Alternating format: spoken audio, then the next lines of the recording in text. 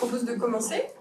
Bonjour à toutes et à tous. Je me présente, je m'appelle Camille Guyon, je travaille à la Fabrique de l'innovation et je suis ravie de vous accueillir aujourd'hui pour ce 4e regard croisé autour de l'intelligence artificielle et de la créativité. Peut-être pour celles et ceux qui ne nous connaissent pas, la Fabrique de l'innovation, donc on est un dispositif de l'Université de Lyon. Quand on dit l'Université de Lyon, c'est une communauté d'universités et d'établissements qui a 135 établissements d'enseignement supérieur à Lyon et Saint-Étienne. On travaille à la fois avec Lyon 1, l'INSA, Lyon 2, Lyon 3, des écoles de design, des écoles d'archi. Et nous, notre rôle, c'est en quelque sorte de monter des projets autour de l'innovation avec des porteurs de projets qui soient entreprises, académiques, collectivités, acteurs socioculturels au sens large. Et il se trouve qu'on mobilise notamment beaucoup la créativité dans nos formats, à la fois dans les hackathons étudiants qu'on organise, dans les ateliers, dans les formations. Donc nécessairement, ce sujet nous intéresse, d'autant plus quand on le met en regard avec cette question de l'intelligence artificielle. Donc ça va être l'objet de ce regard croisé. Le principe du regard croisé, c'est un rendez-vous qu'on organise assez régulièrement, où l'idée c'est de faire dialoguer un représentant du monde académique avec un représentant du monde socio-économique sur des thématiques autour de l'innovation et de la créativité. Voilà pour la petite introduction. Un petit rappel du contexte, même si je pense que si vous êtes là, vous êtes déjà un petit peu familier avec ces questions d'intelligence artificielle, ou en tout cas vous êtes curieux d'en savoir plus. Je pense qu'un certain nombre d'entre vous ont déjà entendu parler d'outils tels que ChatGPT, DALL-E, Midjourney, vous avez parlé évidemment, notamment avec l'essor de ChatGPT, qu'il faut savoir a franchi le cap des 100 millions d'utilisateurs en l'espace de 2 mois. Donc quand on sait que, par exemple, Google Maps a atteint ce seuil en 2 ans, forcément, ça m'interroge. Il y a Pokémon Go qui a fait presque aussi bien. Et il y a effectivement d'autres, bien sûr, d'autres dispositifs. Donc c'est une croissance qui est impressionnante, et puis il y a un véritable attrait du grand public pour cet outil-là, notamment parce qu'il a été rendu, bien sûr, plus accessible par OpenAI. Et il y a des applications qui sont multiples, on va le voir, à la fois génération d'idées, brainstorming, rédaction d'articles. Mais derrière voilà, cette percée, il y a cette question aussi en fait, de la définition, de la redéfinition de la conception de la créativité. C'est un peu ce qui va nous intéresser ce matin, de se dire quelle part de créativité revient à l'IA, quelle part revient aux concepteurs. Est-ce que ces IA vont concurrencer la créativité humaine, ou au contraire, est-ce qu'elles vont l'élargir? C'est évidemment des technologies dont les entreprises se sont emparées, qu'elles développent de plus en plus. On a vu qu'il y a la version de ChatGPT 4 qui vient de sortir. Le déploiement de ces solutions s'accélère, et puis dans le monde de l'enseignement supérieur aussi, et je sais qu'il y a un certain nombre d'enseignants qui sont ici aujourd'hui, ça pose aussi question en fait, sur les questions d'apprentissage, à quel point est-ce que le monde de l'enseignement et de la recherche va être impacté par cette évolution aussi, à la fois dans l'apprentissage, dans les métiers de demain, dans la manière de faire de la recherche. Donc pour explorer un peu ce sujet, alors on a 1 heure devant nous, donc forcément il y aura des frustrations à la fin. On se garde un petit temps de questions-réponses bien sûr pour que vous puissiez intervenir et poser vos questions.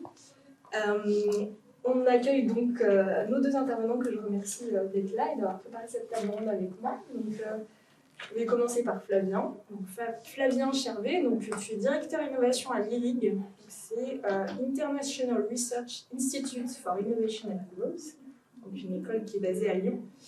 Tu es à la fois entrepreneur, écrivain et conférencier prospectiviste. Tu as fondé plusieurs sociétés dans le domaine de l'innovation. Tu as aussi créé un meet-up lyonnais sur le thème de l'intelligence artificielle et de son impact sur la société, qui a réuni plus de 3500 passionnés. Tu es également cofondateur de l'association Lyon IS AI, qui est un do tank pour démystifier l'intelligence artificielle et éduquer à son usage éthique.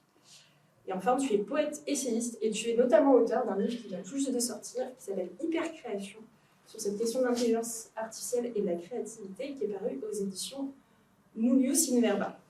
À côté de toi, donc, Virginie Mativet, tu es Data Science and Engineering Manager chez Teamwork Corporate. Tu as commencé à étudier l'intelligence artificielle en 2003 et tu as eu ton doctorat à l'INSA en 2007, donc quand c'était pas du tout à la mode, comme tu l'as bien souligné. Tu as enseigné plus de 10 ans sur le sujet et puis tu as monté ton activité Data Science and Engineering chez Teamwork, qui est une entreprise lyonnaise de conseil et d'intégration technologique qui accompagne aussi bien les grands comptes internationaux que les ETI. Et en plus de ton activité, tu as également publié des livres sur la question de l'intelligence artificielle. Tu as été nommé expertia de l'année France par l'association Women in Tech. Et tu es également la seule AWS Machine Learning Hero en France, qui est un programme qui est porté par Amazon et qui reconnaît et honore les développeurs les plus engagés, les plus influents, qui ont un impact significatif au sein de la communauté. De 4 en France, et tu es la seule femme. Donc voilà, c'est à souligner aussi. Et tu fais notamment, tu interviens régulièrement sur des conférences sur les questions d'IA, en faveur notamment de la diversité, d'inciter les femmes à aller vers ces métiers-là. Voilà pour la présentation de nos intervenants. Je vous propose de rentrer directement dans le vif du sujet. Mais avant de commencer à parler d'intelligence artificielle, j'aimerais bien d'abord qu'on s'arrête un instant sur cette question de la créativité. Vous avez compris, c'est l'angle qu'on va donner à cette table ronde. Bien sûr, l'intelligence artificielle, c'est très vaste comme sujet. Nous, on va spécifiquement l'angler sur cette notion-là. Et donc, je me tourne naturellement vers toi, Flavien, pour nous dire un petit peu qu'est-ce qu'on entend par créativité, par ce concept de créativité. Bonjour à tous. Bon, il y a plein de façons de prendre la créativité. La définition consensuelle qu'on a en psychologie de la créativité, qui est le domaine scientifique qui s'intéresse à comment fonctionne la créativité, c'est la capacité à réaliser une production. Donc déjà, c'est pas juste avoir des idées, il y a une mise en œuvre de ces idées. Capacité à réaliser une production qui soit à la fois neuve, originale et adaptée. Ces trois critères qui sont importants parce que quelque chose de neuf, bon, je prends un tableau d'un grand pointilliste, disons Georges Seurat, j'enlève un point de peinture, je mets un autre point de peinture, bon, j'ai un nouveau tableau. Mais c'est évident, c'est du plagiat, c'est pas une nouveauté suffisante, donc à la créativité, on doit associer aussi une originalité, il faut que ça s'éloigne de l'existant. Et en même temps, si j'invente une équation genre E égale MC3, bon, c'est absurde, c'est pas vrai, je peux inventer plein d'équations comme ça qui sont pas adaptées, je peux faire un gribouillis que jamais personne a fait. C'est pas suffisant, ça ne fait pas sens. Donc il y a un critère d'adaptation qui est très spécifique à chaque domaine dans lequel s'exprime la créativité, évidemment, mais il y a un moment le fait que ça fonctionne, que ça soit pas du n'importe quoi, que ça fasse sens. Donc on parle d'adaptation au contexte dans lequel l'idée survient. Donc voilà, il y a l'idée de réaliser une production qui soit neuve, originale et adaptée. Alors ça, c'est une définition un peu essentialiste, on essaye de voir dans le phénomène créatif les caractéristiques qui permettent de déterminer s'il est créatif ou non. On peut aussi voir la créativité d'un point de vue social qui reconnaît un acte comme étant créatif, parce que même quand on dit que c'est original, adapté, par rapport à quoi, pour qui, etc., donc ça pose plein de questions qui sont d'un ordre plutôt social. Et donc, même si ça représente plutôt les frontières des universités que la réalité, il y a quand même un peu ces deux points de vue sur la créativité, plutôt essentialiste et plutôt social, qui reconnaît un acte créatif. Et là, on parle souvent des gardiens d'un domaine, qui sont les personnes qui permettent à quelqu'un d'être légitime dans un domaine. Donc c'est souvent les personnes très reconnues, très en vue dans ce domaine, quand ils donnent leur assentiment sur le fait qu'un nouveau théorème est bien, bon, élégant, etc., sur le fait qu'une œuvre d'art a sa place sur la scène culturelle, bam, ça donne de l'ampleur à cette production et elle est reconnue comme créative.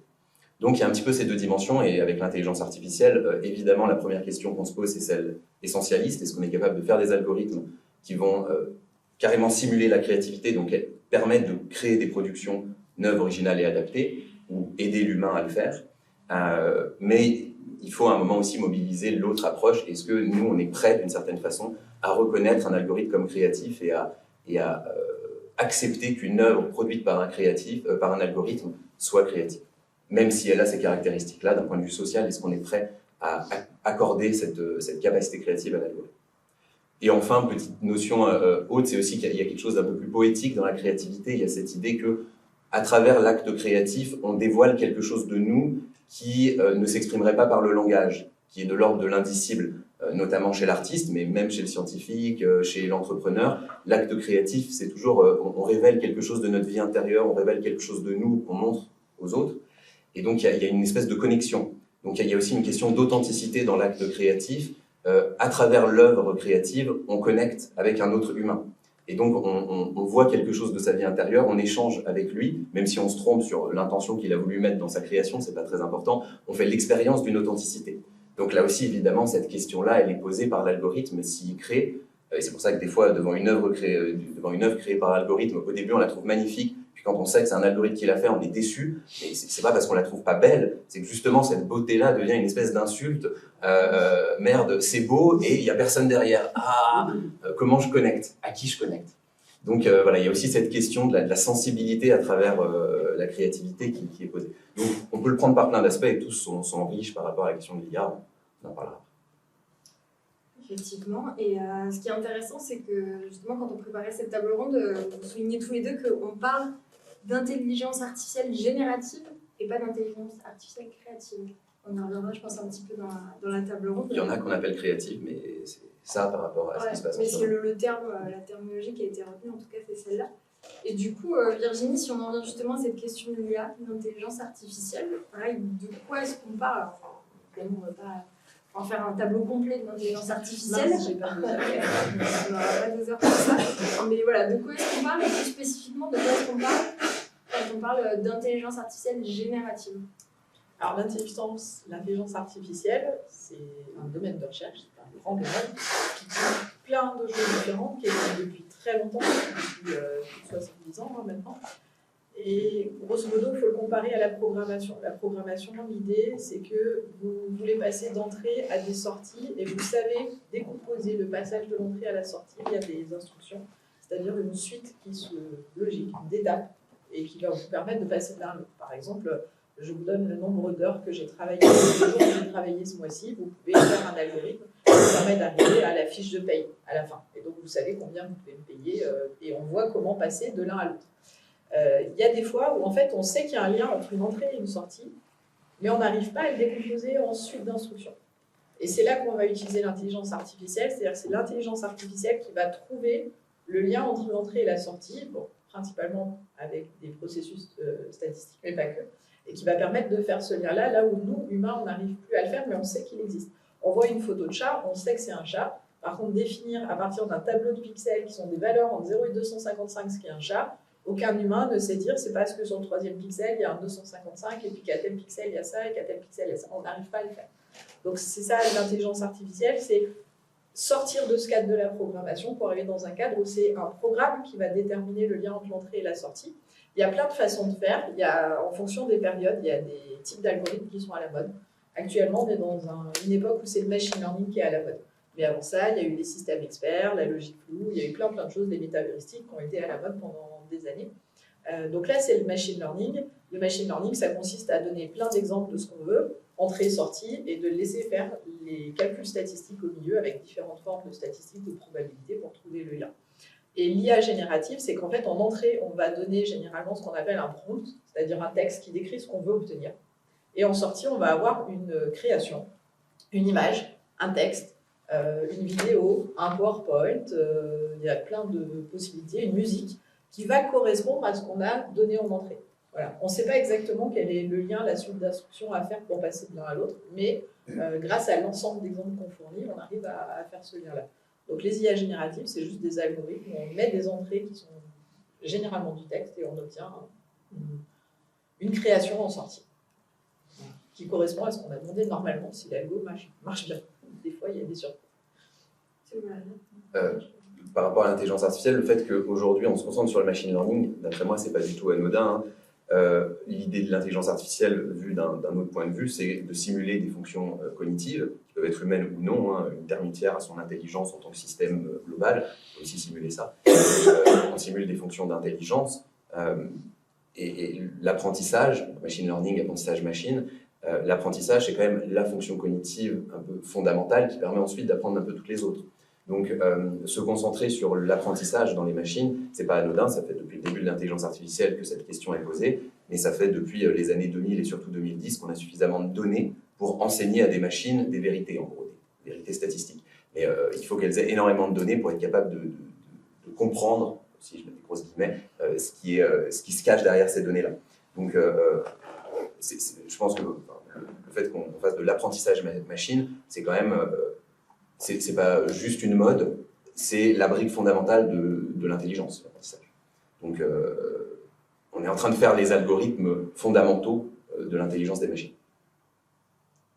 Et je voudrais revenir du coup sur ce lien entre intelligence artificielle et créativité. Est-ce que demain, on sera amené à être tous créatifs? grâce à l'intelligence artificielle. Comment ça se traduit en fait au niveau de l'intelligence artificielle? Déjà, tu as montré qu'il y avait une subtilité dans les termes. On parle d'IA générative et c'est heureux qu'on les appelle comme ça. Elles génèrent du contenu. On parle rarement d'IA créative. Il y a quelques algorithmes qui ont cette appellation, mais c'est une autre branche que tout ce qui fait le buzz en ce moment. Donc, la génération, c'est pas la créativité. Alors, moi, j'aime bien plutôt séparer créativité et création, en enlevant le côté un peu sacré de l'aspect création, tout ça. La création, c'est le fait de produire quelque chose. La créativité, c'est tout le processus d'élaboration qui va de l'intention jusqu'à cette production-là. Donc la production fait partie de la créativité, mais ne s'y réduit pas. Et ces IA génératives, celles qui fonctionnent en tout cas par prompt et génération, elles permettent de réduire drastiquement la technicité liée à l'acte créatif, mais pas du tout l'élaboration créative, et même au contraire, de mon expérience de toutes les IA génératives que j'utilise, ce qui est super riche, c'est d'entrer dans un dialogue créatif où tu es en échange constant avec la machine et tu élabores tes idées au contact de ce que la machine te renvoie. Elle te renvoie des choses qui ne sont pas toujours ce que tu attends, et elle participe à l'inspiration, l'exploration, l'élaboration de l'idée, jusqu'à petit à petit arriver à raffiner ton intention pour produire quelque chose qui soit neuf, original et adapté, Inch'Allah. Évidemment, ouais, on sera tous créateurs, mais pas forcément créatifs en fait. Parce qu'il y a cette notion d'effort. C'est très facile d'être créateur avec ces IA génératives. Il suffit de mettre, je sais pas, dans Dali, je veux une photo de chat en train de jouer avec une pelote de laine. On va avoir des photos de chats qui jouent avec des pelotes de laine. C'est de la création, c'est pas de la créativité. Pour avoir de la créativité, il faudrait aller plus loin. Préciser quel type de chat on veut, dans quelle position on veut, quel est l'éclairage, quel est l'angle de vue, des choses de ce type-là, où on va commencer à réfléchir, à mettre des proportions, des volumes, des choses un peu plus loin que ça. Si on demande juste un chat, on a fait de la création. Voilà, la créativité, ça demande de l'effort, en fait, quelque part. Il y a cette notion on y met quelque chose de nous-mêmes, ce que disait Flavio tout à l'heure, c'est qu'il y a une partie de soi qu'on va mettre dedans, c'est qu'on va réfléchir à ce qu'on veut, on a un but quelque part, on veut que ça soit adapté justement à un contexte. Donc on va essayer d'y mettre ça dedans. Et si on tape juste quelque chose et qu'on demande un résultat, on n'a pas de créativité, on a de la création. Donc la création est très facile, la créativité, il faut quand même la rajouter autour en fait. Et ça reste une part qu'on va devoir faire. Donc on peut être créatif, mais c'est pas obligatoire. D'ailleurs, ça se retrouve dans le droit, même si la législation est complètement à faire sur ces questions qui posent qui remettent en cause beaucoup de principes de la propriété intellectuelle, par exemple. Actuellement, par exemple, l'US Copyright Office, donc, qui gère la propriété intellectuelle aux États-Unis, le 24 mars, quelque chose comme ça, ils ont posé une première pierre qui dit que toutes les images générées par ce type d'IA relèvent du domaine public par défaut. Ensuite, jurisprudence, c'est aux États-Unis, donc on fait de la jurisprudence pour tous les cas spécifiques, qui sont tous les cas étant spécifiques, on fait beaucoup de jurisprudence. Mais l'idée de base, c'est de dire que ça relève du domaine public parce que justement, on ne peut pas considérer, quand on écrit un chat jouant avec une pelote de laine, qu'on a mis suffisamment de sa propre personne dans l'œuvre finale pour qu'elle relève d'une propriété. Il y a cette idée dans le droit que la propriété intellectuelle récompense un effort d'extériorisation de quelque chose de l'individu. Il y a la logique d'effort, s'il n'y a pas un certain travail, c'est normal qu'il n'y ait pas une valeur associée. Et il y a une sorte d'authenticité, le fait que, je crois que le mot qui est utilisé, c'est qu'on met une partie de sa personnalité dans l'œuvre, c'est le mot personnalité qui est utilisé en droit. Donc, encore une fois, si on n'a pas, à ce moment-là, construit un prompt, une demande à l'IA qui elle-même est déjà très créative, très aboutie et correspond à une intention bien raffinée, il n'y a aucune raison que l'image finale, elle nous appartienne en tant que telle. Donc elle relève du domaine public. Par contre, si l'image finale, on en utilise plein pour faire toute une BD dans laquelle il y a toute une construction avec des textes, etc. La BD finale, on a utilisé un outil pour créer certains des éléments de la BD peut relever de la propriété intellectuelle, c'est pas un souci. Mais juste l'image en tant que telle. Il y a cette notion de substantiel dans la loi, justement, qui dit que, dans le texte de l'Institut du copyright, l'Office du copyright aux États-Unis, il faut qu'il y ait des modifications substantielles qui soient faites par l'humain sur cette œuvre juste créée par l'IA pour qu'elle ait une valeur et qu'elle soit soumise au droit d'auteur, qui est faite par une personne physique, pour le coup. Et c'est pareil, si on crée une image, mais qu'après on l'édite, on modifie des zones, on change certaines choses dans l'image et ainsi de suite, mais que ça sert juste de base, on peut dire qu'on a un copyright dessus, on peut demander la propriété, le droit d'auteur, parce qu'on a fait du travail sur cette image de base. Donc la BD était effectivement un exemple qui a été un des premiers exemples qui a été donné, mais tout travail substantiel sur une œuvre créée peut faire dire que ça devient notre œuvre. Par contre, si on la sort juste comme ça, il n'y a pas de... Mais d'ailleurs, c'est pas facile de décrire ce qui est substantiel. Parce que, C'est alors, ça, déjà, substantiel, c'est ça fait la égal, même chose. c'est très vague. Et puis, si je prends une image générée par une IA, que je modifie des trucs et que je garde toujours une image, j'ai pas construit une BD ou quoi, j'ai juste modifié et fait une autre image à partir de l'image de base. Moi, j'ai fait un travail substantiel, j'ai peut-être passé 4 nuits blanches pour avoir la super image que je veux. N'empêche que l'image que je veux finale, elle pourrait très bien être sortie d'une IA. Donc, comment je démontre que j'ai fait un travail sur cette image? Donc là aussi, il y a des questions d'ordre technique qui viennent mettre en défaut le droit, et c'est pour ça que pour l'instant, on n'arrive pas bien à organiser le droit autour de tout ça, c'est trop compliqué.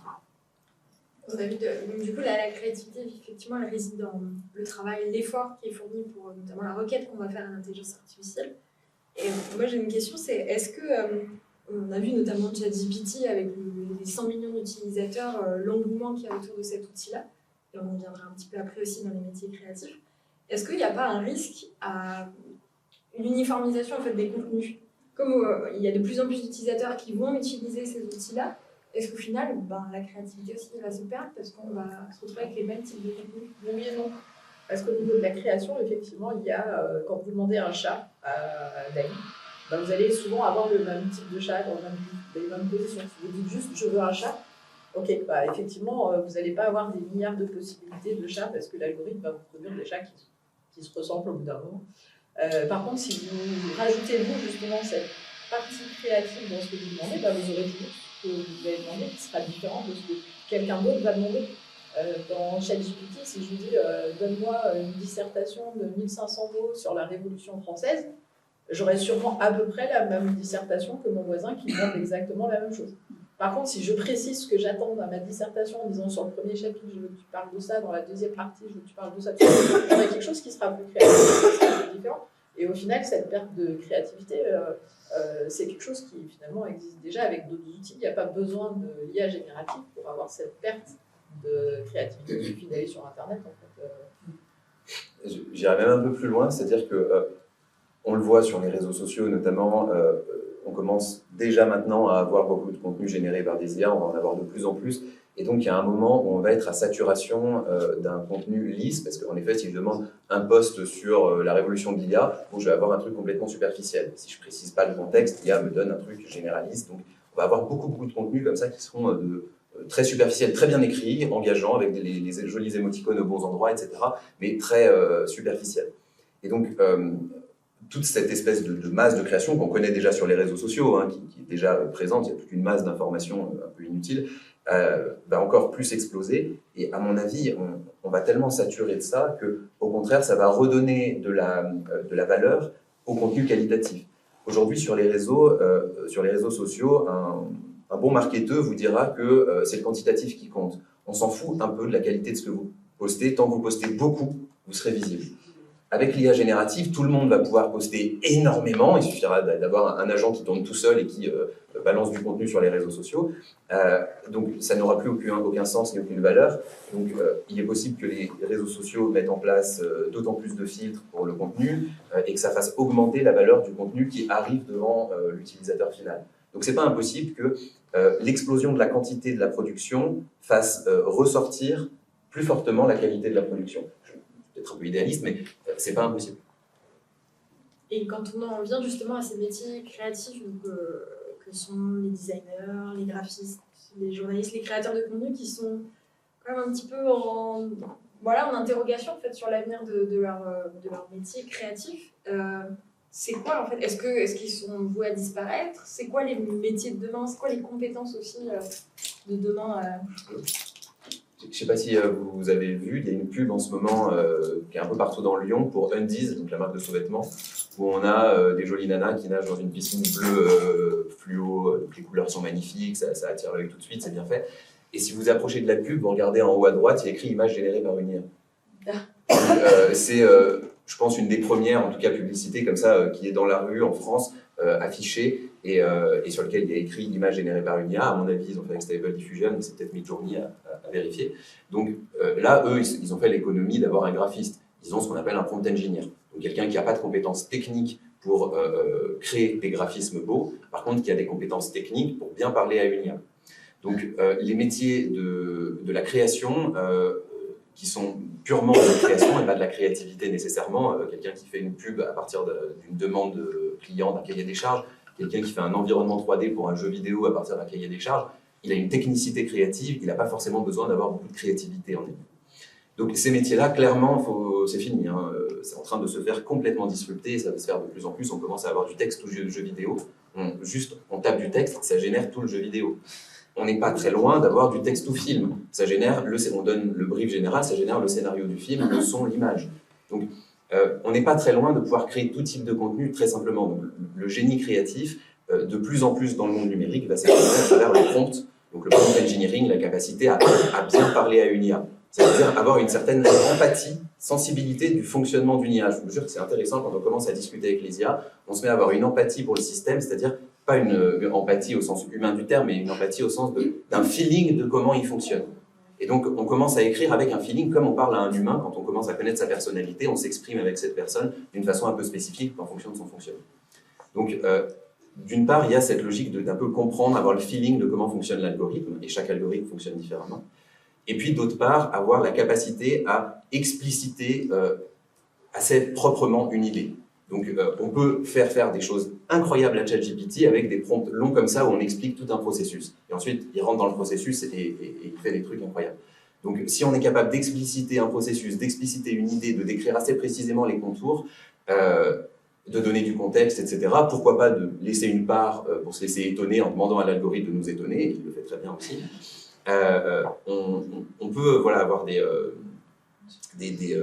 résultats très intéressants et donc faire preuve d'une grande créativité dans la construction de ces prompts. Donc il y a un nouveau métier qui apparaît qui s'appelle prompt engineer, ingénieur de requête en français, qui est vraiment l'art de bien parler à une IA. Aux États-Unis, vous avez Anthropic, qui est une boîte qui est concurrente de OpenAI et qui fait Claude, un concurrent de GPT en gros. Anthropic actuellement a une offre de recrutement il paye 300 à 350 K l'année pour des prompt engineers, et la fiche de poste, c'est en gros ça. Nous ne savons pas ce qu'est le métier de prompt engineer, tout est à inventer, montrez-nous les expérimentations que vous avez faites, si c'est cool, on vous recrute. Et on vous file 300 à 350 K pour venir le faire chez nous. Donc on a vraiment ce nouveau métier qui émerge, et qui est vraiment important, parce que c'est GPT, on considère qu'on comprend et on exploite à peu près 10% de l'intelligence qui a émergé de son apprentissage. Tout le reste, qu'on appelle la dark knowledge, on est encore en exploration de tout ce qu'est capable de faire GPT-4. Il y a un gros article qui est sorti il n'y a pas longtemps, qui a montré plein d'expérimentations qui ont été faites, qui montrent qu'il y a plein d'éléments d'intelligence qu'on n'avait pas du tout prévus, qui ont émergé d'eux-mêmes dans l'algorithme, enfin, dans le modèle. Donc, prompt engineer, c'est aussi cet art d'aller interroger l'algorithme d'une façon qu'on n'avait pas encore imaginée pour lui faire des choses qu'on ne pensait pas forcément être possibles. Donc voilà, il y a plein de dimensions à ce nouveau métier qui sont c'est assez passionnant. Moi, je m'intéresse beaucoup au prompt engineering, je crée du contenu autour de ça, je développe des livrets méthodologiques, des choses comme ça, et c'est vraiment une nouvelle compétence assez fascinante, mais par contre, en effet, cette compétence va drastiquement remplacer les métiers de la création, pas les métiers créatifs, les métiers de la création purement, je pense. Je pense qu'il va y avoir vraiment un mélange qui va se faire, c'est-à-dire qu'une personne qui fait de la créativité, pas de la création, va pouvoir aussi apprendre à se servir de ces algorithmes, parce que ça peut servir de base, ça peut faire gagner du temps, ça peut donner des idées, ça peut se réfléchir à des pistes, pour, à la place de devoir créer à chaque fois le produit final avant de voir vers quoi on veut aller, parce qu'en fait, un peintre, il va d'abord faire des esquisses, il va d'abord faire des travaux préparatifs, il va faire des petits schémas de ce qu'il voudrait faire, de sa composition, ainsi de suite, jusqu'à ce qu'il trouve ce qu'il veut faire vraiment, et le faire, voire même faire plusieurs fois le tableau avant qu'il soit complètement d'accord avec ce qu'il va obtenir. Alors en fait, ces algorithmes peuvent faire gagner un peu de temps sur cette partie-là, et ça peut être une compétence intéressante à intégrer aux personnes créatives pour partir d'une base et faire quelque chose. Actuellement, je suis en train de monter ma société, et donc j'ai travaillé sur le logo. J'ai utilisé les outils génératifs, les IA génératives, pour avoir des idées un peu de vers quoi je pourrais partir dans le logo, en testant plein de pistes et tout facilement, parce que le logo, il apparaît tout de suite. Mais là, par contre, je travaille avec un graphiste, un vrai, qui fera le logo, et à qui j'ai indiqué des pistes que j'avais trouvées avec Dali, alors que j'aurais été incapable de faire moi-même des schémas pour dire bah, c'est ça qui me plaît, c'est ça qui me plaît pas, et ainsi de suite. Donc il y a ce mélange où ça peut servir de base aussi. Donc même si ce n'est que de la création, ça peut aussi servir de base sur des métiers créatifs. Et donc il va y avoir forcément à un moment donné, c'est pas forcément une nécessité, mais en tout cas un avantage à pouvoir faire ce prompt engineering aussi quand on est sur un métier créatif. Donc les gens qui ne font que de la création, il faut qu'ils s'inquiètent un petit peu effectivement. Surtout si c'est de la création assez creuse et enfin, les articles qu'on appelle putaclic qu'on trouve sur Internet. Eux, ils peuvent être complètement remplacés dès maintenant, et c'est déjà le cas d'ailleurs, beaucoup sont remplacés par des IA. Les métiers créatifs, pour le coup, s'ils savent utiliser ces outils, pourront aller plus loin dans ce qu'ils font et pourront aller tester plus de choses et avoir plus de créativité plus facilement. Donc c'est plutôt un outil qui est une aide et pas forcément quelque chose qui va les empêcher de faire leur métier. Ça revient vraiment à cette distinction créativité-création. Si c'est que de la création, oui, les IA génératives vont le faire de plus en plus efficacement et dans de plus en plus de domaines. Par contre, s'il y a toute une élaboration pour arriver à un concept, bah là, c'est des outils au service de la logique créative et on rentre dans cette idée de dialogue créatif. Et là, c'est super riche. Moi, personnellement, c'est devenu un de mes outils créatifs principaux. Ça, j'ai plutôt largement l'impression que ça fait exploser ma créativité. Je voudrais poursuivre sur cette question justement de la formation, au métier de demain, etc. On sait le monde de l'enseignement supérieur est aussi en ébullition sur ces questions-là. Et je pense qu'il y a un certain nombre d'enseignants, chercheurs qui sont présents, qui se posent aussi des questions sur ça. On l'a vu, Sciences Po Paris a notamment organisé une conférence sur enseignement supérieur et intelligence artificielle. Je t'aime moi non plus. Si vous voulez aller la voir, vous pouvez la retrouver en ligne. Et ils ont interdit à leurs étudiants l'utilisation de ChatGPT ou je cite tout autre outil ayant recours à l'intelligence artificielle. Du coup, ça pose un peu la question, est-ce qu'il faut interdire l'utilisation de ces outils ou comment en fait l'intégrer dans les méthodes d'apprentissage, enfin, voilà, que faire avec l'émergence de ces outils-là? Alors j'ai été prof pendant plus de 10 ans, j'ai été prof pendant 12 ans et franchement je suis contre l'interdiction. Je pense que c'est un outil, il faut l'utiliser. C'est un peu comme si on disait à des comptables, bah, on vous interdit Excel parce que ça s'est calculé.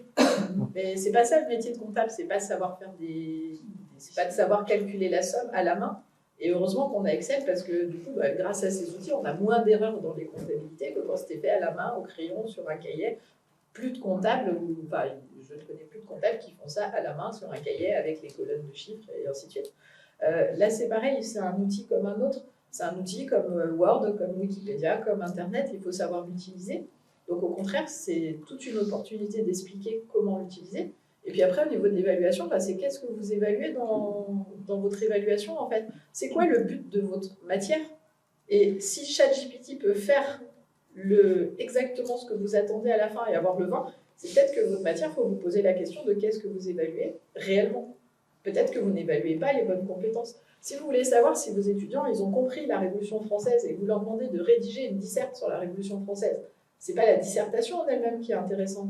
C'est peut-être qu'il faut leur poser sous une autre forme le fait qu'ils aient compris. Peut-être demander-leur de faire un exposé sur un événement particulier. Peut-être demander-leur de faire autre chose que justement ChatGPT ne peut pas faire.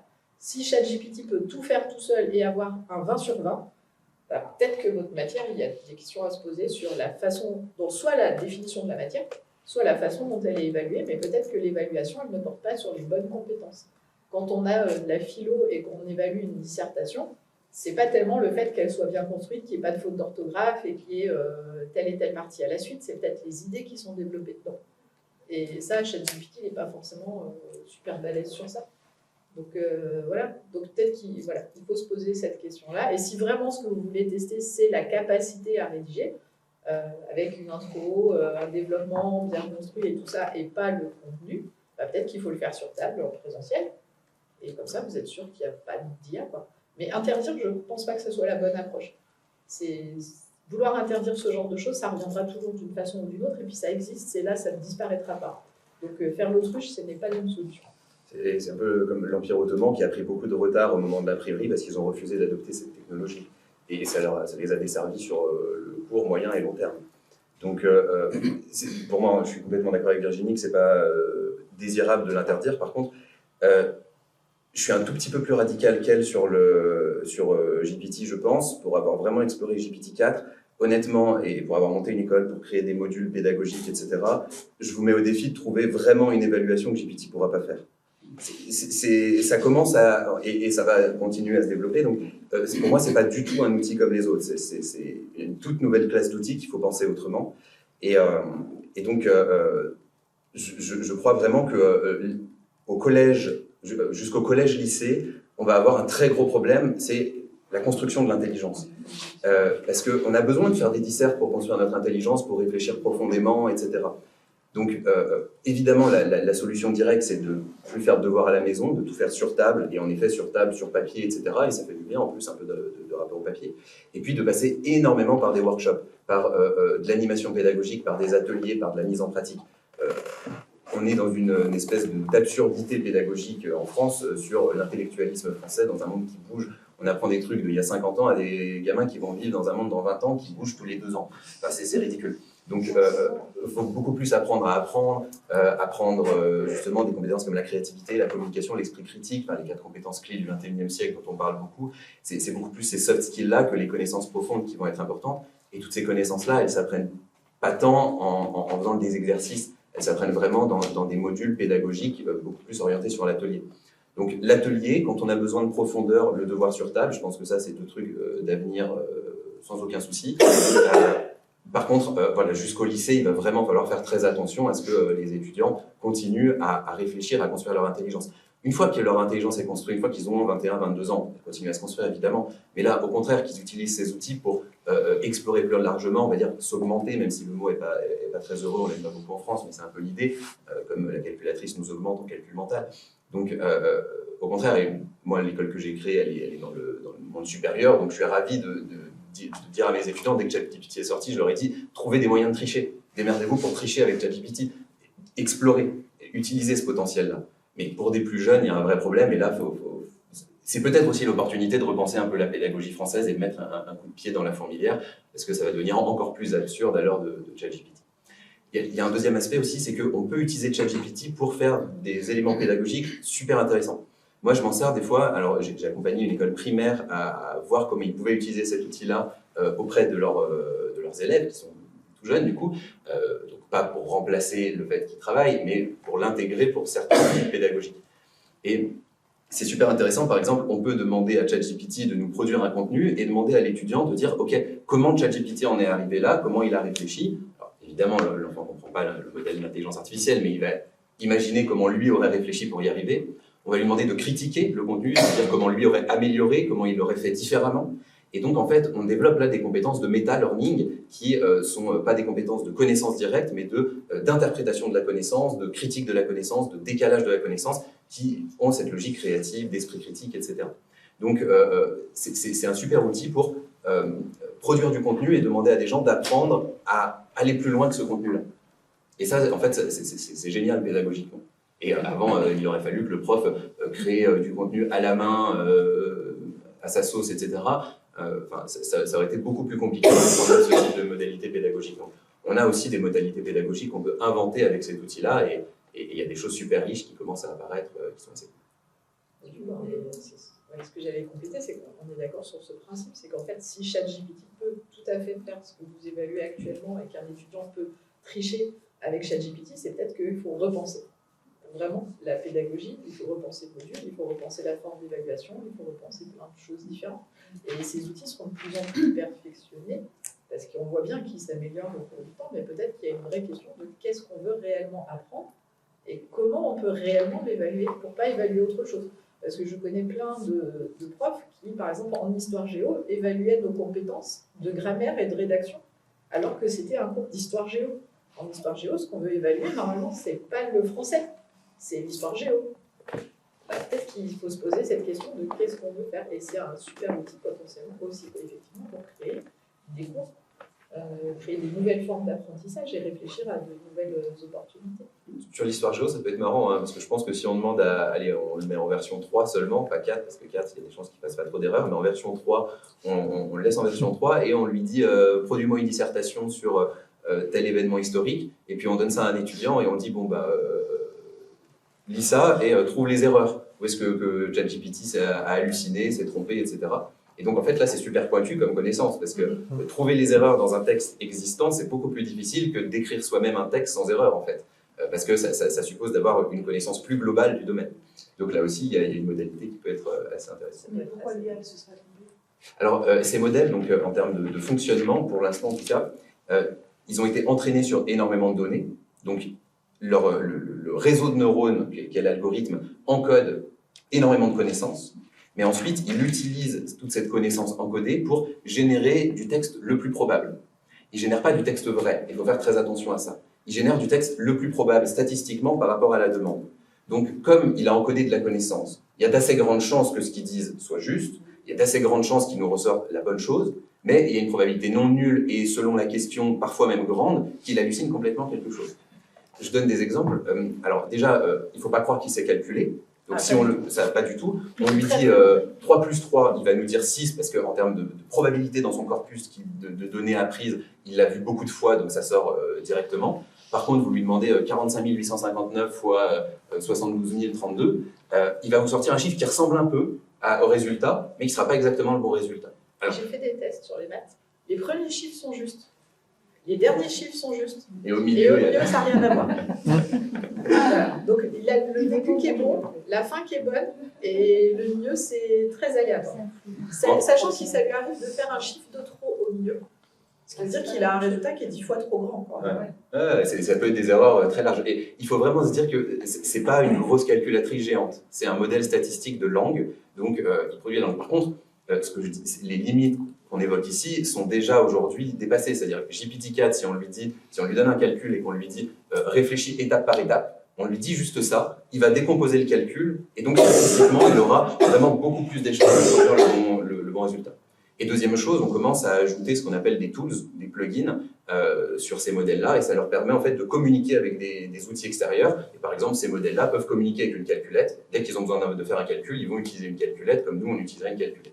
Et donc, même si eux sont des modèles de langue statistique, ils sont capables d'utiliser les bons outils de plus en plus pour résoudre les problèmes qu'ils ne savent pas bien résoudre par leur logique probabiliste. Bon, en tout cas, sur la connaissance, pour l'instant, ça hallucine encore. Et voilà, des fois, je fais du travail de prospective, ce qu'on appelle du design fiction, donc on explore l'avenir de façon créative pour s'y préparer, pour inventer des nouvelles choses, etc. Et du coup, ce qu'on fait souvent au début de la méthode, c'est d'identifier des signaux faibles dans le présent. Donc, tel rachat de start-up, telle nouvelle loi qui est sortie, tel papier de recherche, bref, des éléments dans le présent qui peuvent être annonciateurs d'avenir possible. Et donc, avant, c'était quelque chose qu'on faisait à la main, donc c'était un peu dur d'aller chercher des signaux faibles, parce que c'est pas en les tapant sur Google, sinon ils sont pas faibles, donc il faut aller creuser un peu l'information. ChatGPT est un super outil pour aller identifier des signaux faibles.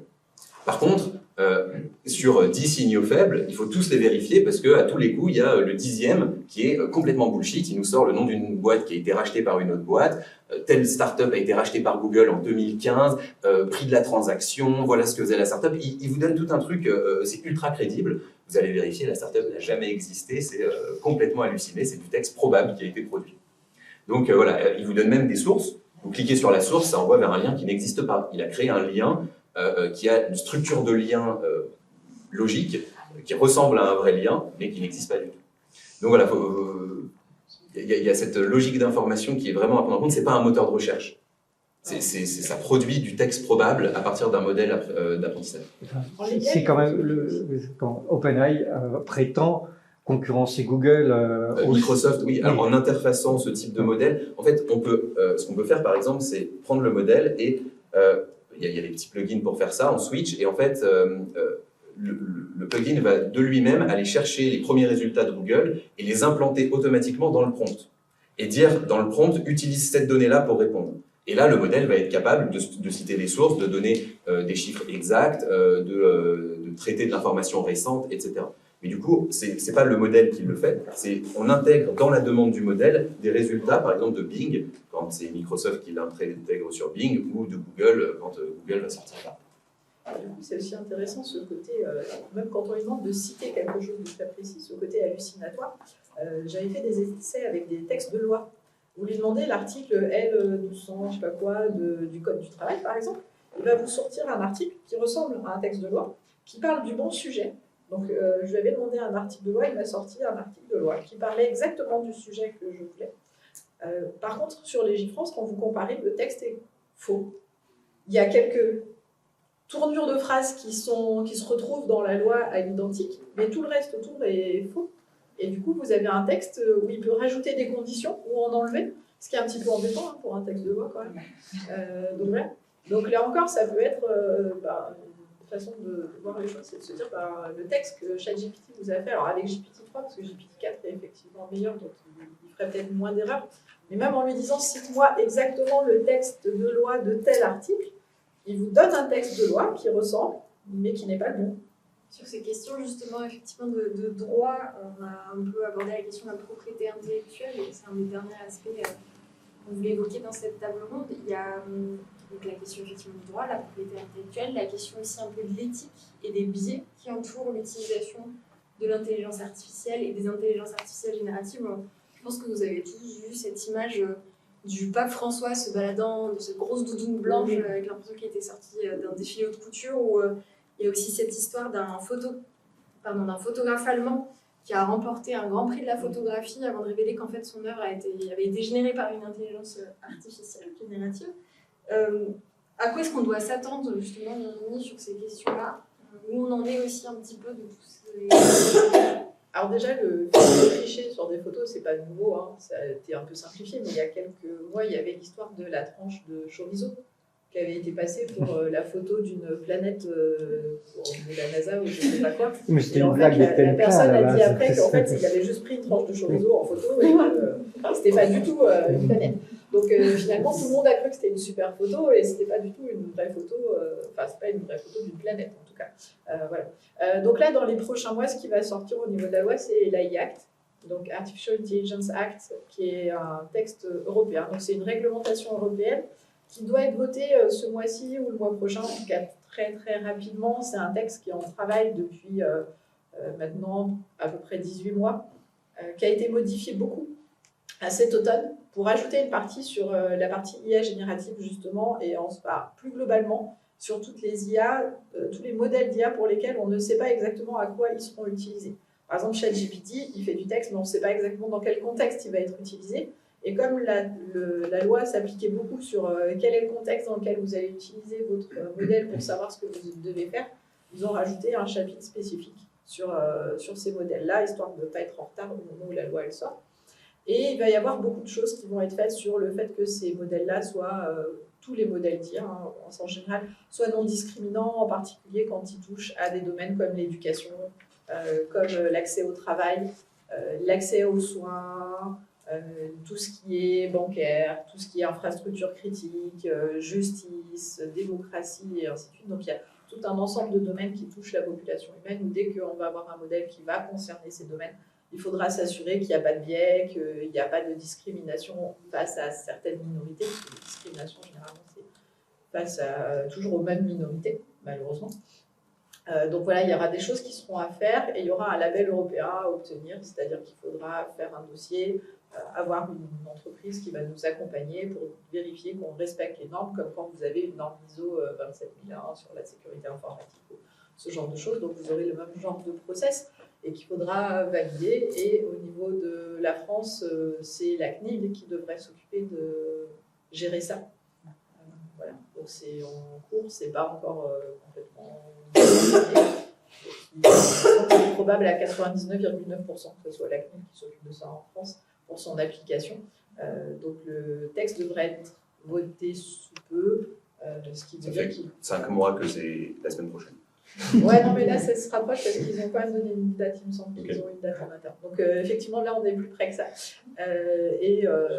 Après, il y a le délai de mise en application, donc il va peut-être falloir attendre 2025 pour que ça soit appliqué. Et d'ici 2025, personnellement, je suis absolument convaincu que le domaine n'aura plus rien à voir avec ce qu'il est aujourd'hui. Donc, comme d'habitude, on va faire beaucoup de complexité administrative qui va empêcher les entrepreneurs d'avancer vite. Donc, ils vont partir aux États-Unis. Et retour de bâton, c'est les États-Unis qui vont imposer leur éthique au monde. Alors, je ne suis pas aussi négative. Non, je ne veux pas terminer là-dessus, j'avais encore des choses à dire. Mais c'est vrai que je suis un peu critique vis-à-vis de ce... C'est assez bien fait quand même dans le texte, texte, pour qu'il ne soit pas en retard tout de suite. Et tout ce qui peut être démodé rapidement est mis dans les annexes. Parce que modifier des annexes d'un texte de loi, c'est très facile. Modifier un texte de loi, c'est très compliqué. Donc le fait que toutes les parties variables soient en annexe, par exemple les cas d'utilisation dans lesquels il faudra avoir ce label, c'est l'annexe 3. Donc en fait, ça permettra de le modifier et de le garder à peu près à temps. Et les États-Unis, en fait, eux aussi font un texte qui est inspiré de la réglementation européenne. Donc finalement, ils essayent de faire la course avec l'Europe pour savoir qui sera le premier à l'appliquer. Parce que ça bouge beaucoup aux États-Unis aussi, donc je suis pas sûre que ça sera plus... voilà. J'exagère un peu, je fais mon français. Viral, comme tous les Français, c'est ça. Donc moi, je suis plutôt positive sur ce texte de loi, là, pour l'instant, en tout cas. Après, on verra ce que ça donnera dans 2 ans. Et justement, un peu en guise d'ouverture et de conclusion, parce que je vois l'heure qui tourne, alors c'est un peu... on sent qu'il y a encore des choses qui évoluent et qui se construisent et que tout ça va à toute vitesse en fait. Et à quel développement est-ce qu'on peut s'attendre autour de cette technologie? Et aussi, ma deuxième question, c'était la créativité. On l'a un petit peu abordé quand on a préparé cette table ronde aussi. Quand il est question d'intelligence artificielle, est-ce qu'elle s'applique uniquement aux métiers créatifs qu'on a évoqués? Ou en fait, est-ce qu'il y a d'autres champs d'application où on peut retrouver justement ces notions-là? C'est 2 questions très très différentes. C'est effectivement 2 questions différentes, mais ça m'intéressait les 2. Pour la deuxième, je vais répondre très rapidement. Évidemment, ça peut s'appliquer à tous les champs. Tous les métiers ont des parts de créativité. D'autant plus dans le monde actuel, la créativité est une des 4 compétences clés du XXIe siècle. Partout, on commence à avoir besoin de créativité, donc ça peut s'appliquer partout. Et moi, j'accompagne des comités de direction à faire de la stratégie avec ChatGPT, des journées de stratégie pour penser leur plan stratégique à horizon 5 ans. Et on utilise ChatGPT et ça permet de... La dernière fois, il y avait quelqu'un d'un CODIR qui est venu me voir à la fin qui m'a dit j'aurais pu payer un consultant 120 000 € pour ce qu'on a fait en une journée. Donc ça augmente vraiment drastiquement la capacité à produire des choses intelligentes, créatives. Donc bien utilisé, c'est vraiment, ça peut s'appliquer un peu partout dans le monde de l'entreprise, dans le monde civil. La créativité scientifique aussi. Et du coup, c'était pour connecter avec ta première question. En science, ça commence à être de plus en plus utilisé. Et là, moi, un élément qui me passionne, et ça rejoint un peu la question des prochains développements, c'est qu'il y a des types d'algorithmes. En fait, là, on parle des algorithmes qui font le buzz en ce moment, les IA génératives, qui sont entraînés massivement sur de la donnée humaine. Ce qui ne veut pas dire qu'ils ne sont pas capables d'en sortir. Encore une fois, en apprenant sur de la donnée humaine, un GPT apprend aussi les algorithmes qui ont permis de générer cette donnée. Donc, il apprend des logiques de raisonnement, il est capable d'extrapoler au-delà de la donnée sur laquelle il a appris. Donc, il faut faire attention, il faut se méfier des espaces mathématiques à 175 milliards de dimensions, disent parfois les data scientists. Il y a des choses qui émergent assez impressionnantes. Mais on a aussi des algorithmes qui ne sont pas entraînés sur de la donnée humaine, qui sont entraînés directement à capter de la donnée dans l'environnement et à apprendre dessus. Notamment ce qu'on appelle l'apprentissage par renforcement et aussi des branches de ce qu'on appelle l'IA développementale. Bien sûr, toutes ces approches peuvent être interfacées, mais je donne un exemple en sciences pour montrer l'impact sur la créativité que ça peut avoir. Il y a un algorithme qui a été développé par le Creative Machine Lab, je crois que c'est... je ne sais plus, mais c'est aux États-Unis. Donc c'est un labo qui s'intéresse à cette question de la créativité scientifique des machines. Et l'idée, là, ça a été de montrer à cet algorithme plein de flux vidéo de systèmes en mouvement et lui demander de prédire le nombre de variables fondamentales qui sont nécessaires pour décrire le mouvement. Donc, par exemple, un double pendule, donc un pendule accroché à un deuxième pendule, vous le balancez, il faut 4 variables fondamentales, il y a, je ne me rappelle plus exactement, mais l'angle des bras, etc. Enfin bon, il y a 4 variables fondamentales qui permettent de décrire l'équation, qui permettent de suivre le mouvement. Donc on entraîne l'algorithme sans lui expliquer, juste on lui montre des flux vidéo, on lui demande de prédire, d'être capable de prédire la prochaine frame de la vidéo, la prochaine image de la vidéo. Donc il est obligé pour faire ça, la méthode statistiquement la plus efficace pour faire ça, c'est de prédire l'équation du mouvement, et donc de trouver les variables fondamentales qui prédisent ce mouvement. C'est pas nous qui lui avons enseigné à le faire, on lui demande de prédire la prochaine image sur une vidéo, il apprend tout seul la loi fondamentale. Ce qui est passionnant dans cette expérience, c'est que l'algorithme a trouvé, l'univers étant ce qu'il est, il est un et unique, il a trouvé bien 4 variables fondamentales pour ce double pendule. Ils ont fait ça avec plein de systèmes en mouvement. Et entre autres, le double pendule, il a bien trouvé 4 variables fondamentales comme nous. Ouf, tout va bien. Par contre, il y en a 2 qui sont les mêmes que celles qu'on utilise, il y en a 2 autres qui sont complètement différentes. À chaque fois qu'on relance l'algorithme, il en pond 2 nouvelles, et on ne sait toujours pas bien comment les interpréter, mais elles fonctionnent. Donc l'algorithme a trouvé une façon différente de nous de voir le réel, et de voir ce qui est fondamental dans le réel. Et donc, en science, ces algorithmes, ils vont nous permettre de... C'est des espèces de microscopes sur le réel, pas sur la réalité, mais sur le réel, sur notre interprétation de la réalité. On a des prismes culturels, des paradigmes scientifiques dans lesquels on pense, qui qui sont à la fois riches pour nous aider à penser, mais qui aussi sont des œillères culturelles. Ces algorithmes ont ce potentiel de nous faire voir les zones du réel qu'on n'était plus capable de voir. Et il y a plein d'expériences comme ça en ce moment qui sont absolument fascinantes. Donc là, ça touche à la créativité avec non pas une logique de créativité qui utilise la donnée humaine pour extrapoler, mais une logique vraiment de créativité qui est celle du développement d'un nouveau rapport au monde, d'un nouveau rapport au réel que l'algorithme peut faire parce qu'il n'est pas humain. Et ça, je trouve ça absolument fascinant. Et là, on a le potentiel avec ce type d'algorithme de vivre, Yann Lequin parle par exemple d'une nouvelle renaissance, au sens d'un nouvel âge d'or de l'esprit, qui, ces algorithmes peuvent nous accompagner dans une révolution de l'esprit de très très grande ampleur, je pense. Ben, je ne crois pas à l'avenir de ChatGPT. Ouais. Oui, dans 5 ans, tous les modèles classiques qu'on connaît aujourd'hui, DALL-E, Stable Diffusion, Midjourney, ChatGPT, dans 5 ans, c'est fini. On aura autre chose de plus performant, de plus développé et tout ça, mais c'est plus généraliste, plus multimodal. On pourra les mettre à la vente. C'est temporaire, quoi. Voilà. On est dans une transition, c'est des algorithmes de transition, mais c'est pas ça qu'on va garder à terme. Et par contre, aussi ce qu'il y a, il y a le côté créativité, il y a aussi, même sur la création devient de plus en plus performante. Et ça, c'est quelque chose qui est à très court terme. C'est qu'on voit déjà dans l'évolution de Midjourney par rapport à sa dernière version qui est sortie début mars, et les photos qu'il y a eu derrière. On le voit avec la nouvelle version de DALL-E qui est en expérimental, on le voit avec GPT-4 par rapport à GPT-3. Les modèles s'améliorent très vite. Ils s'améliorent très vite à tel point que très vite, il n'y aura plus moyen de détecter aussi facilement qu'avant si c'est du texte. Enfin, pas en tout cas automatiquement si c'est de l'humain ou si c'est de la machine. Il faudra se poser d'autres questions. Et actuellement, il y en a certains qui disent oui, mais il faudrait développer un détecteur qui dit c'est ChatGPT qui a créé un texte. Et ça va être de plus en plus compliqué. Et sur les images, c'est pareil. Les images que vous voyez, ça pourrait être des fausses. Sur la photo du pape, ça se voyait au niveau de ses mains, parce que c'était mal faite. Ça se voyait au niveau de sa croix, qui était très mal faite aussi. Ça se voyait sur plein de détails de la doudoune qui correspondait pas à droite à gauche, de ce genre de choses. Mais dans quelques temps, ça sera plus le cas en fait. Il faut voir que 6 mois avant, on aurait demandé à un algorithme une image du pape en doudoune, on aurait eu une image complètement déchirée avec des grands traits de partout. Enfin, ça n'aurait pas du tout eu le photoréalisme que ça. En 6 mois, on est passé d'un gros bordel d'image à du quasi-photoréalisme en 6 mois. Et quand Virginie dit que ces algorithmes sont transitoires, c'est d'autant plus vrai qu'en fait, tous ces algorithmes sortent et sont quasi gratuits pour le grand public, parce que c'est des moyens pour les entreprises qui les développent, que pendant que nous on les utilise, on génère beaucoup de données qui servent à réentraîner le modèle suivant. Dès que vous discutez avec ChatGPT, les dialogues que vous avez, si vous n'avez pas rempli le formulaire d'opt-out, tous ces dialogues-là sont utilisés pour réentraîner le modèle suivant. C'est pour ça qu'il faut pas mettre de données confidentielles dans le ChatGPT, ça peut se retrouver dans le modèle suivant. Et vous verrez que tous ces modèles d'IA ont une logique de petit pouce. Vous pouvez dire cette réponse était meilleure que la précédente. Quand vous êtes sur Midjourney, vous avez 4 propositions d'images et vous en agrandissez une. C'est pas pour vous faire plaisir pour que vous ayez 4 variations d'images. C'est vrai que c'est bien, mais eux, ils regardent quelle est celle que vous agrandissez et donc ils considèrent que l'algorithme a été meilleur dans la production avec cette image-là, etc. Donc, faut se rendre compte que toutes nos interactions numériques peuvent derrière avoir une valeur d'entraînement aujourd'hui. C'est l'histoire des CAPTCHA. Hein. Vous avez rempli des CAPTCHA pendant des années, donc ces petites boîtes pour dire je ne suis pas un robot.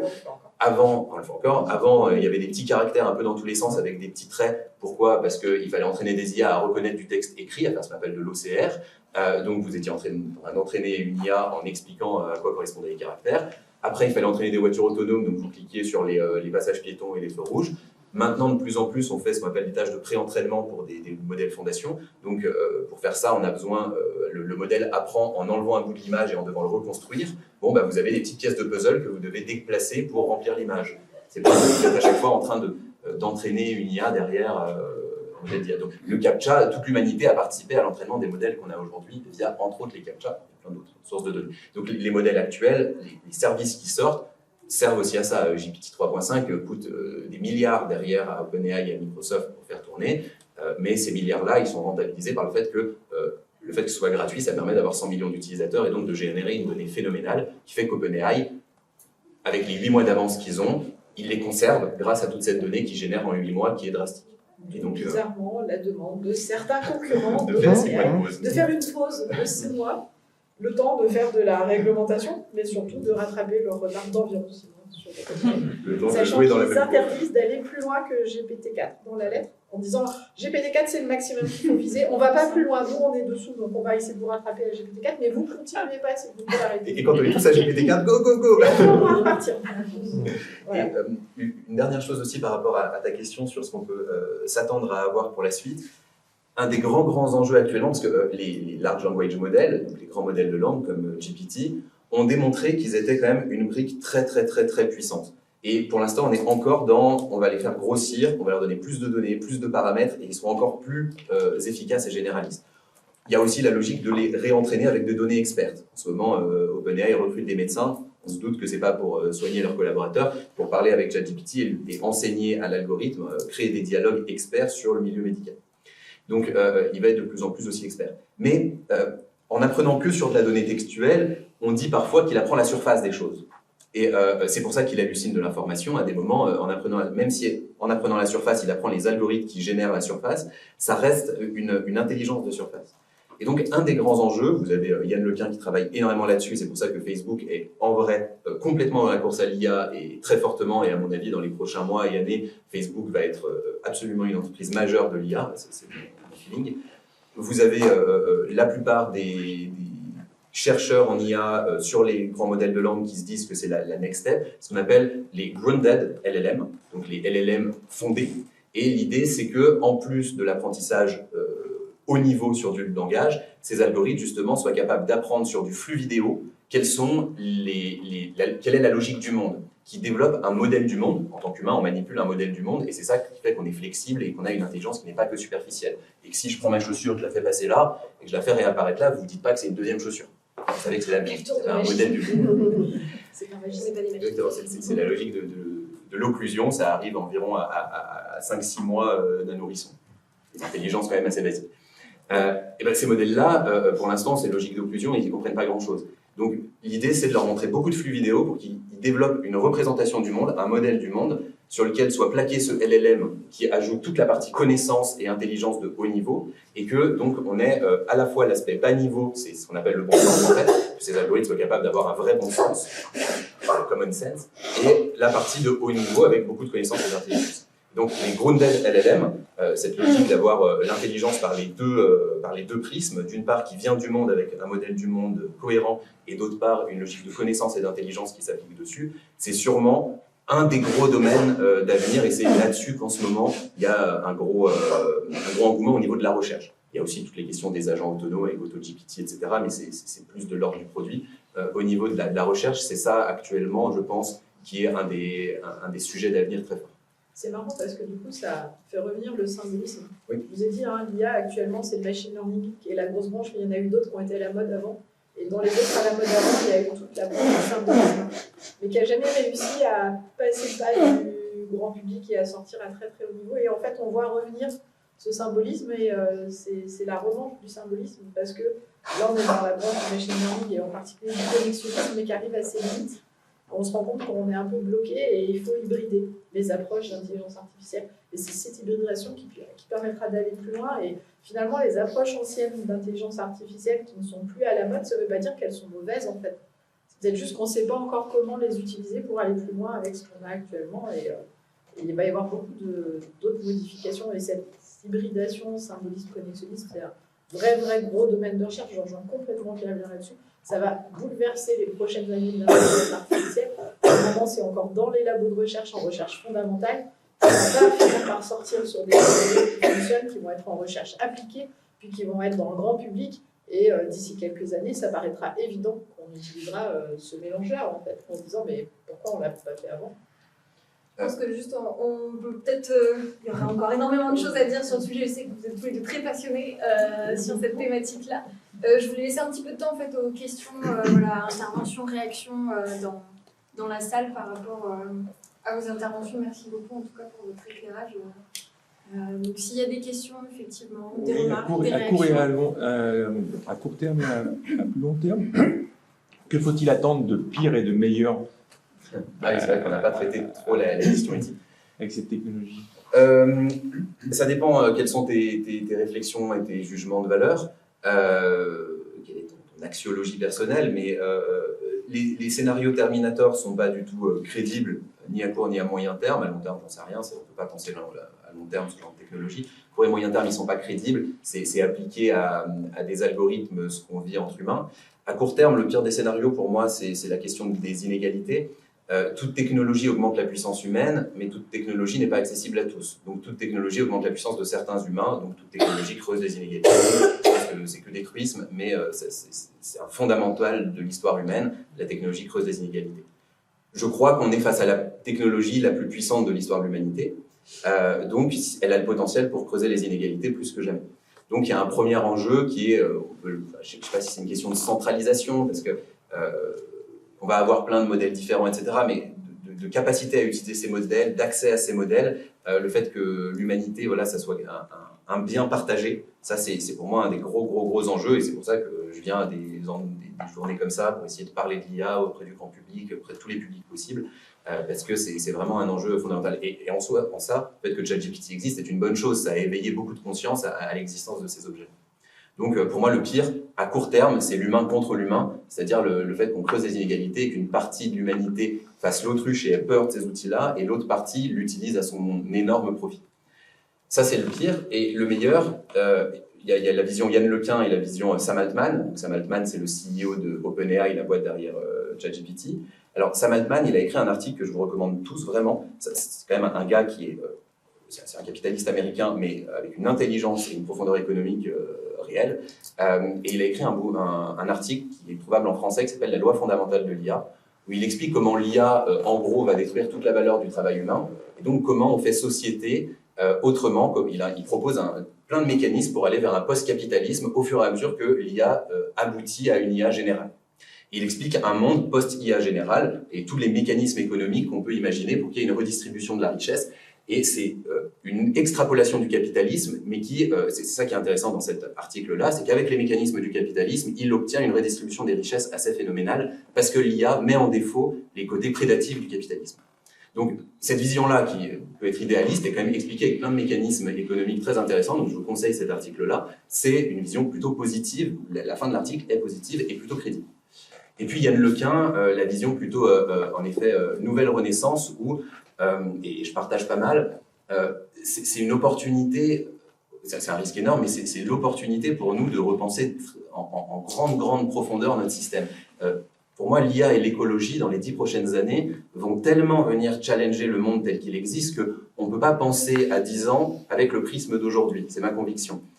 On va vivre vraiment une transformation très rapide du monde, et donc, est-ce que à 10 ans, on peut penser même la valeur économique, la croissance, le PIB comme des indicateurs pertinents pour décrire la prospérité d'un État, voilà, je ne suis pas sûr.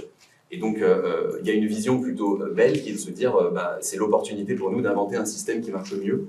Et l'IA est potentiellement un outil de ce système, à voir comment on l'utilisera, ça j'en sais rien. Mais en tout cas, c'est celui qui va trop chambouler le système actuel pour qu'il puisse perdurer. J'ai complété un peu Absolument. sur les risques et Le mieux le meilleur et le pire. pire. En fait, c'est un peu comme si on venait de découvrir la fission nucléaire.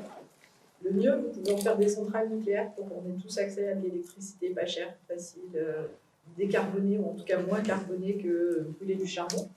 Et le pire, c'est qu'on peut en faire des bombes. Donc en fait, la question, c'est, là, on est face à des outils. Moi, je suis plutôt positive sur l'utilisation qu'on peut en faire. C'est comment on va vouloir l'utiliser. Attention, on a un vrai gros problème de changement climatique qui est pour moi même prioritaire sur l'intelligence artificielle s'il y a un choix à faire à un moment donné, parce que l'intelligence artificielle, sur tous ces gros modèles, utilise énormément de ressources, tourne sur des énormes ordinateurs, consomme une électricité folle, donc en termes de bilan carbone, ils sont pas du tout bons, on va dire. Donc soit ils vont nous aider à trouver des solutions qu'on ne trouve pas nous pour le moment et qui vont nous sortir de ça, et dans ce cas-là, c'est utile de les faire tourner. Soit s'ils n'ont pas de valeur, il va falloir les faire disparaître, donc il va falloir faire un tri sur qu'est-ce qui a de la valeur pour l'humanité et qu'est-ce qui n'en a pas, parce que sinon c'est l'humanité qui va disparaître, donc je préfère faire disparaître certains modèles d'IA que les humains en général.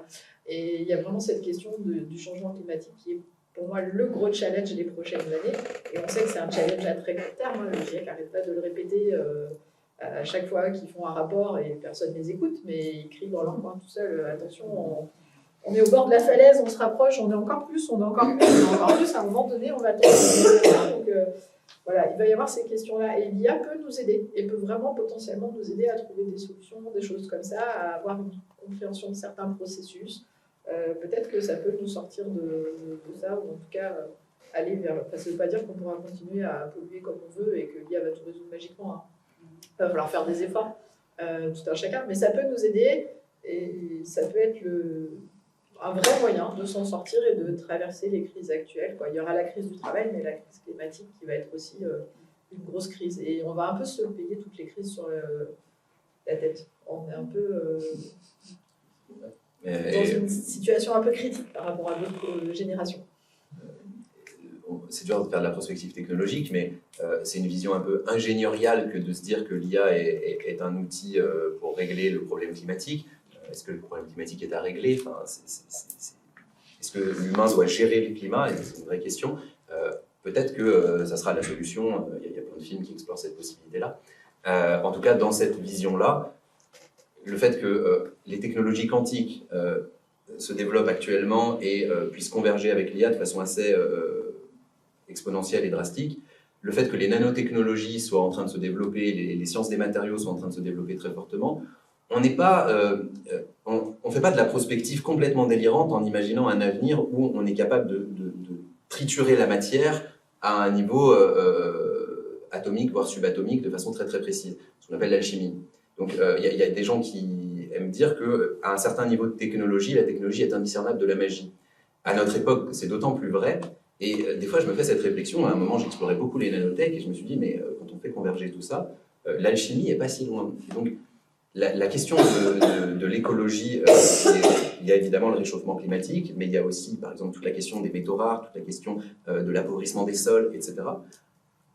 Potentiellement, si on est dans une logique ingénieriale de l'écologie, je ne sais pas si c'est la bonne du tout, mais c'est une des pistes, et vu notre monde, il y a des chances qu'on la prenne, il n'est pas du tout impossible qu'on soit capable de synthétiser la matière, on n'est pas des IA génératives, mais des imprimantes génératives, si vous voulez, d'à peu près tout type. C'est pas un rêve complètement délirant. Qu'on puisse synthétiser, on synthétise déjà de la nourriture, des molécules d'assez haute échelle, synthétiser la matière à un niveau subatomique et plus de l'ordre de la science-fiction complètement.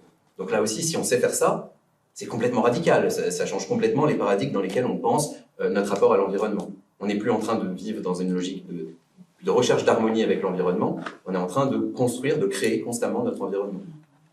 Peut-être est-ce que une dernière... Oui, je vois qu'il y a des questions encore. Ah oui, une remarque, puis autre chose. Je suis écrivain de science-fiction, donc, et notamment dans la question des intelligences artificielles. Et écrit quoi? Mes deux derniers romans s'appellent Les machines fantômes et Composites, et ça traite c'est en 2035, sachant, et c'est pour ça par rapport à ce que vous disiez sur Yann Le Cun ou la Renaissance, donc Composites, c'est des intelligences artificielles qui collectivement imaginent comment créer plus de justice chez les hommes en intervenant. Voilà. Donc, j'essaie. Alors moi, le problème que j'ai, c'est que j'essaie de convaincre mes collègues auteurs, etc., qu'il faut s'intéresser aux IA. J'ai un peu de mal, donc c'est pour ça que je suis très content que vous ayez fait ça, parce que ça me donne des arguments, puis aussi de ce qui en germe et qui moi m'intéresse en tant qu'écrivain, de savoir ce qui se fait dans les labos et autres, parce que de continuer à réfléchir sur cette question. Sur la question de création, de créativité, j'ai une réflexion, c'est pour ça que je la propose.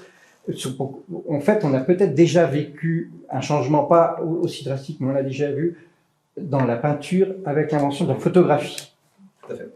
Et que ça a produit deux choses. Parce que quand on regarde les discours sur la contestation de la photographie par les peintres, c'est de dire, mais il n'y a pas d'intention puisque c'est juste une machine qui fait clic-clac. Et il a fallu qu'on reconnaisse qu'il y avait un humain, un photographe, c'est pour ça ce que vous dites, le prompt engineer, on ne sait pas ce que c'est, et c'est le futur photographe en fait. C'est lui qui, on va découvrir qu'il a une technicité, et donc, et ce qui est intéressant, c'est que ça détruit pas mal de métiers, des caricaturistes, les portraitistes. Il y en a un comme ça, qui a arrêté de faire de la caricature, et qui est devenu Nadar, qui est donc le premier portraitiste le plus célèbre. Donc, avoir des connaissances artistiques ou autres, ça aide beaucoup, justement, pour avoir l'intention, etc. Et l'autre chose qui s'est passée, c'est dans la peinture.